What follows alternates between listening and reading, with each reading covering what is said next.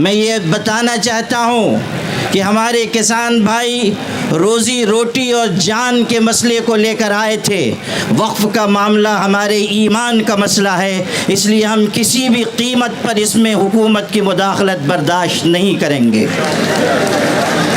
میرے بھائیوں، اس ملک کا جو رخ اور رویہ ہوتا چلا جا رہا ہے اور ملک میں برسر اقتدار طبقہ جس راستے پر جا رہا ہے، اس سے ملک کے باشندوں کی تشویش بڑھتی جا رہی ہے۔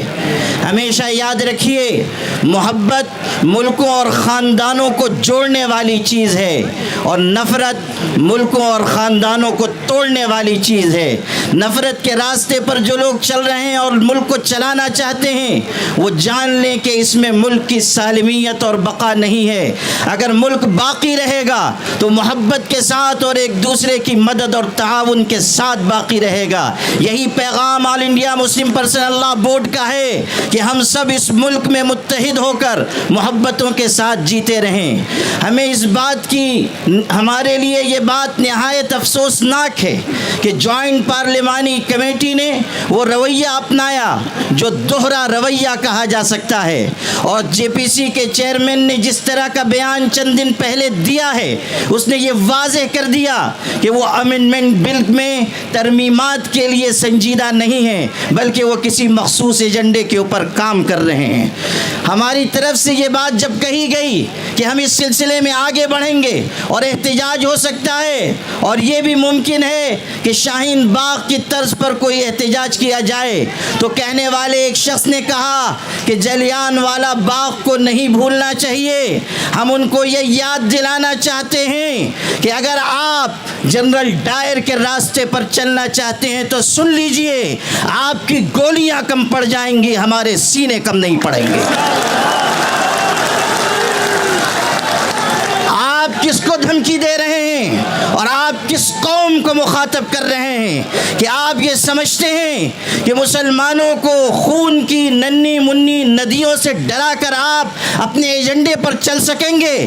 سن لیجئے، ہم وہ ہیں کہ خون کے بحر قلزم سے گزر کر بھی داستان عزم و عزیمت لکھ کر آپ کو دکھا دیں گے۔ میرے بھائیوں، آج یہ بات کی جا رہی ہے کہ ہم جلیان والا باغ بنا دیں گے۔ اس وقت کیا ہوا تھا میں یاد دلانا چاہتا ہوں۔ جب گولیاں چلائی گئیں تو وہاں پر ہندو بھائیوں کی، سکھوں کی، مسلمانوں کی لاشیں ایک دوسرے کے ساتھ ملی ہوئی پڑی ہوئی تھی۔ آج بھی ہم اسی راستے پر ہیں، اور آپ اگر انگریز کے راستے پر جانا چاہتے ہیں تو سن لیجئے، اتیاچار کرنے والے کبھی اس دنیا میں عافیت کے ساتھ زندگی نہیں گزار سکتے۔ اگر آپ انگریزوں کا راستہ چننا چاہتے ہیں تو سمجھ لیجئے کہ آپ کا انجام بھی وہی ہوگا جو انگریزوں کا انجام ہوا تھا۔ All India Muslim Personal Law Board اس ملک کے مسلمانوں کا سب سے متحدہ اور مشترکہ پلیٹ فارم ہے۔ اگر وہ یہ آواز دے رہا ہے کہ وقف ترمیمی بل کو واپس لیا جائے تو حکومت کو اس بل کو واپس لینا چاہیے۔ یہ مت سمجھیے کہ صرف چند ہزار مسلمان جمع ہوں گے اور بات مکمل ہو جائے گی۔ All India Muslim Personal Law Board آواز دے گا تو پورے ملک کے مسلمان، بلکہ انصاف پسند شہری مسلم پرسنل لاء بورڈ کی آواز کے ساتھ آواز ملائیں گے۔ اس لیے آپ سب بھی اس بات کا ہاتھ اٹھا کر عزم کیجئے کہ مسلم پرسنل لاء بورڈ جس تحریک کا بھی اعلان کرے گا، آپ سب اس کا بھرپور طریقے سے ساتھ دیں گے۔ آپ اس روزے کی حالت میں اس بات کا عزم کیجئے کہ ہم انشاءاللہ اپنے حقوق کی جد و جہد آخری سانس تک لڑتے رہیں گے، اپنے حقوق کی لڑائی آخری سانس تک لڑتے رہیں گے۔ اس حقیقت کو ہمیشہ یاد رکھیے کہ اپنے حقوق کی آواز جتنی دیر سے اٹھائی جاتی ہے اتنی ہی زیادہ قربانیاں دینی پڑتی ہیں۔ اس لیے اگر آج ہم آئے ہیں تو اپنے اندر ایک قربانی کا جذبہ بھی پیدا کریں، اور یہ پیغام پورے ملک ملک تک پہنچائیں کہ ہمیں اس ملک کو بھی بچانا ہے، اس ملک میں محبت کے پیغام کو بھی عام کرنا ہے، اور سب کو ساتھ لے کر ہمیں اس سمت میں جانا ہے جس میں ملک کا بھی بھلا ہو اور ہماری ملت کا بھی بھلا ہو۔